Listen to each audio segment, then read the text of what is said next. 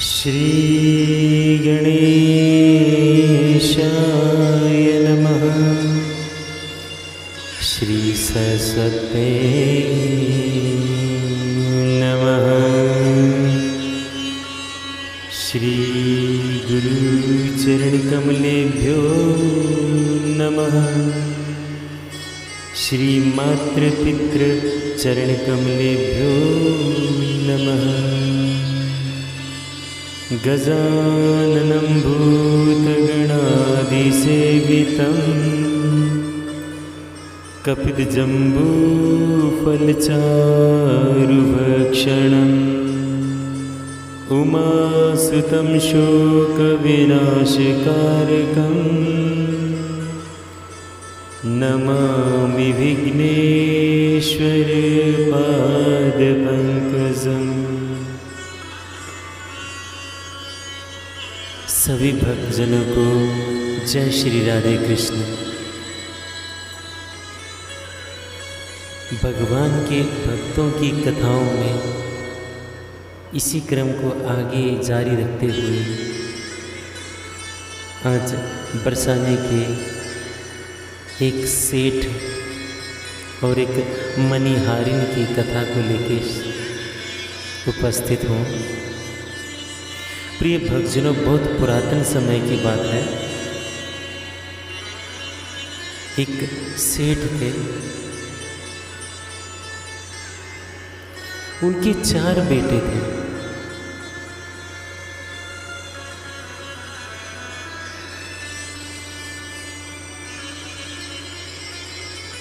सभी अपने अपने कार्य में प्रवीण कुशल।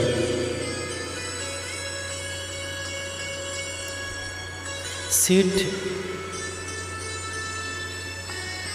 सारे पुत्रों की विवाह शादी करवाकर अपनी जिम्मेवारियों से मुक्त हो चुका था।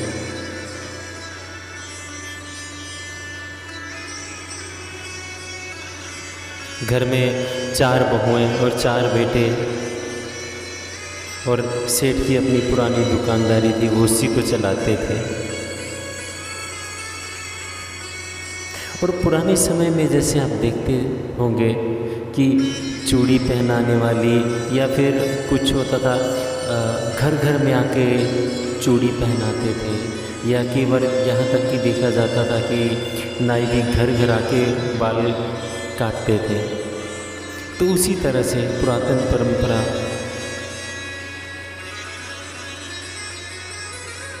सेठानी की तो पहले ही मृत्यु हो चुकी थी।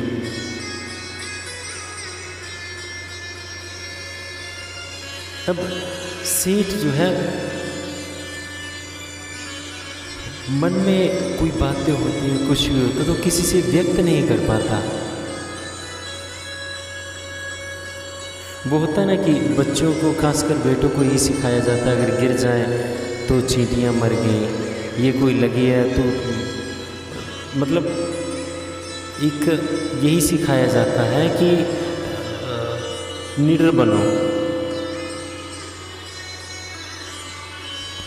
तो उसी भाव से जब बच्चों को पिता यही सिखाता है तो फिर पिता के सामने भी उसी बेटे का वही भाव आता है। वो फीलिंग्स को, जब माता के साथ फीलिंग्स जुड़ती हैं, हल्की सी चोट लग गई, माता कहती है हाँ बच्चा क्या हुआ, कहाँ लगी, अरे ज़्यादा लग गई, डॉक्टर को बुलाओ, पट्टी करो। लेकिन पिता के सामने हल्की फुल्की चोट लग गई, कुछ नहीं यार, ठीक है, बस चलेगा। तो वो भाव थे। एक बार वहाँ पे जगन्नाथ जी की रथ यात्रा निकली। उसी रथ यात्रा में सेठ जी शामिल हुए। उनके पुराने मित्र मिल गए, वार्तालाप आपस में होने लगा। बेटे बहुओं की हालचाल खबर पूछी। सेठ ने कहा बहुत कुछ, सब कुछ ठीक ठाक, बहुत बढ़िया है, मैं बहुत खुश हूँ, सुखी हूँ। पर बस मन में एक बात खटकती है कि कोई बेटी होती तो उससे अपना सुख दुख रो लेता, अपने मन की भाव उससे व्यक्त कर सकता। उनके मित्र ने कहा, तुम बड़े अजीब हो, बरसाने में रहते हो और फिर भी बेटी ढूंढते हो। वो प्रारब्ध था, नहीं भाग्य में बेटी है तो क्या हुआ? बरसाने में रहते हो तो राधा रानी जी को अपनी बिटिया मान लो। सेठ को अपने मित्र की बात जच गई, बहुत अच्छी लगी कि क्यों ना मैं ऐसा ही करूं। अगले दिन घर में आए और फ्रेम का साइज देखा और एक राधा रानी जी की बहुत बड़ी फोटो जो है अपने कमरे में लगाई। जब उठो तो सामने राधा रानी जी के दर्शन हैं। पूरा बेटी का भाव मन में रख के चलते। इसी तरह से कुछ समय व्यतीत हो गया। उसी क्रम में मनिहारिन चूड़ी पहनाने के लिए आए। जैसे ही घर में पहुंची, चूड़ी पहनने के लिए पहली बहू आई, मनिहारिन ने चूड़ी पहनाई। दूसरी बहू आई, मनिहारिन ने चूड़ी पहनाई। तीसरी बहू आई, फिर मनिहारिन ने चूड़ी पहनाई। चौथी बहू आई, उसको भी चूड़ी पहनाई। अब अपना सामान समेटने लगी कि पांचवा हाथ एक और आगे आ गया। मनिहारिन ने सोचा कि बहुएं तो 4 हैं। फिर मन में आया कि शायद कोई रिश्तेदार होगी, चलो कोई बात नहीं, चूड़ी पहनाना मेरा काम है, पहना देती हूँ। उसने उसको भी चूड़ी पहना दी। अब पुराने जो सेठ है वो हिसाब किताब के बहुत पक्के हैं। अब मनिहारिन ने चूड़ियाँ पहना दी और बाहर सेठ की दुकान थी, सेठ की दुकान पे पैसे लेने के लिए पहुँच गई। अब सेठ उसी क्रम में, पहले क्योंकि हमेशा से 4 हाथों में ही चूड़ियाँ पहनाई जाती थी तो उसी के दाम दिए जाते थे, लेकिन आज तो 5 हाथों में चूड़ियाँ पहनाई। तो मनिहारिन अड़ गई कि मैंने घर में 5 हाथों को चूड़ियाँ पहनाई हैं, 5 लोगों को चूड़ियाँ पहनाई हैं, तो दाम भी पूरा लूँगी।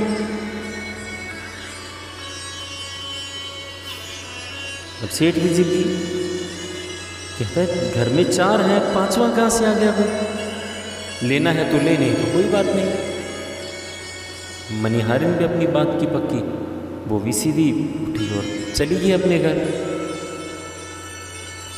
शाम को थके हारे सेठ जी घर पे पहुंचे, खाना खाया, विश्राम करने के लिए अपने कमरे में चले गए। थोड़ी देर लेटे और नींद पड़ गई। रात को जब 1-1:30 बजे का समय हुआ, देखते हैं सपने में आवाज आती है, बाबा, ओ बाबा, बहुओं को तो चूड़ी पहना दी, बेटी को चूड़ी पहनाना कैसे भूल गए? सेठ जी थोड़ा निद्रा में तो पूरा कुछ समझ नहीं आया। फिर से आवाज आई, बाबा, ओ बाबा, बहुओं को चूड़ी पहना दी, इस बेटी को कैसे भूल गए? अचानक चौंक के सेठ जी एकदम उठे, संभलते संभलते तुरंत जूते पहने और भागे।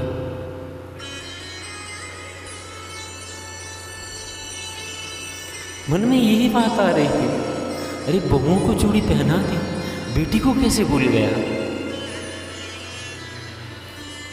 रात को ही सेठ भागा भागा उस मनिहारिन के घर में पहुंचा। दरवाजा खटखटाया।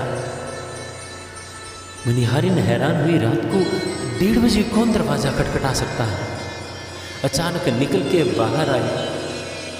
सेठ जी पैरों में पड़ गए, बोले, बारी मनिहारिन, धन्य है तू, धन्य है तू, जिसको मैंने बेटी बनाया उसका दर्शन तूने पाया। बारी मनिहारिन, जितना दाम 5 हाथों में चूड़ी पहनाने का बनता था, उससे दुगना दाम दिया।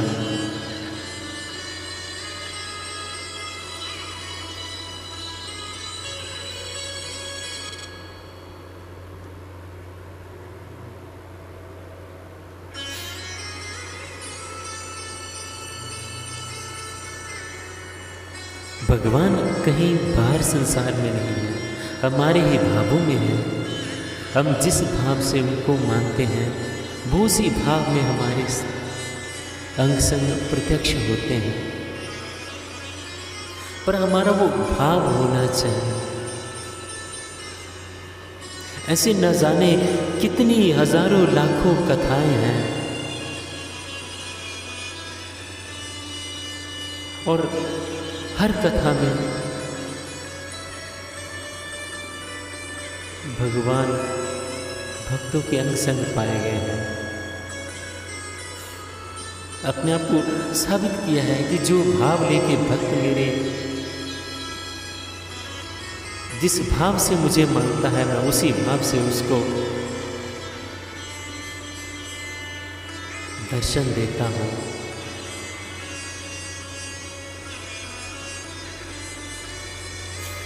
बोलो बांके बिहारी लाल की जय, वृषभानु दुलारी की जय, राधा रानी की जय।